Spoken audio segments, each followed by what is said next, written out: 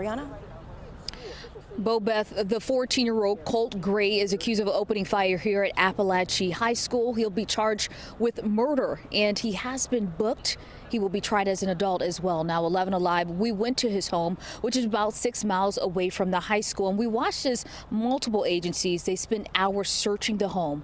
Now we're learning from the FBI that Gray was investigated by the Jackson County Sheriff's Office last year after he allegedly posted photos of guns online threatening to commit a school shooting. Now the Sheriff's Office interviewed Gray and his father, who said there were guns inside the house, but the teen did not have unsupervised access to those guns.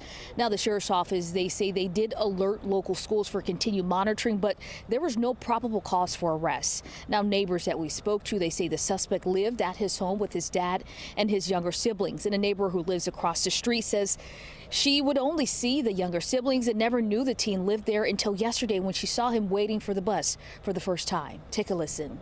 He had on jeans, a dark or black zip-up hoodie with the hood up, and a black backpack. I don't know, I just felt odd. So hours later, this starts unfolding, and then my grandson sends me a picture that's one of the students at Apalachee snapped of the shooter when he had his gun in his hand. And he said, "Gigi, is this who you saw?" And that was the boy. And that's terrifying. Now 11 Alive did attempt to speak to his father, but he declined to speak with us. Sending it now over to Liza Lucas, who is live at Grady. Liza? Ariana, yes, we're here live at Grady because that was where one of the victims was rushed yesterday following the shooting at Apalachee High.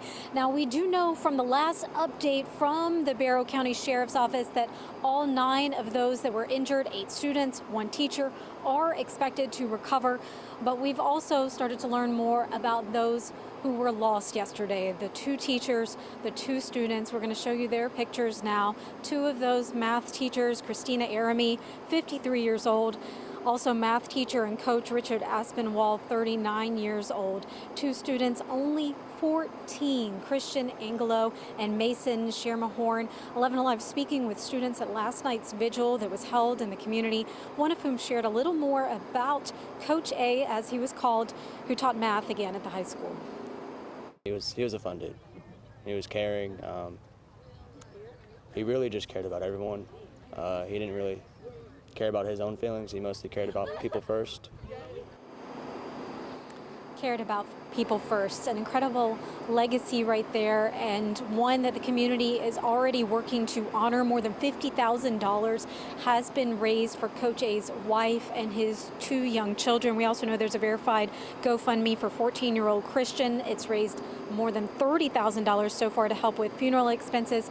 His sister on that GoFundMe page describing her brother as very sweet, so caring. He was loved by many. And as we continue to learn more about the families, their impact and what they leave behind, we will continue to bring those stories to you and let you know how you can help on 11alive.com. Sending it back to you guys. Encouraging to see how the community is showing up to put their arms around the families impacted this morning. And they will need that for the months and years to come. Apalachee students and students from really all across the metro, they knew the importance of just being together in this moment. They came into the school last night in Winder for this vigil. Students still in shock over what happened, even former students showing up to support. It could have been me. And I'm just thankful that I'm here, and I'm sorry for all the families that did lose their babies. No one deserves to die in school. You can only hear thoughts and prayers so much till you get fed up with it.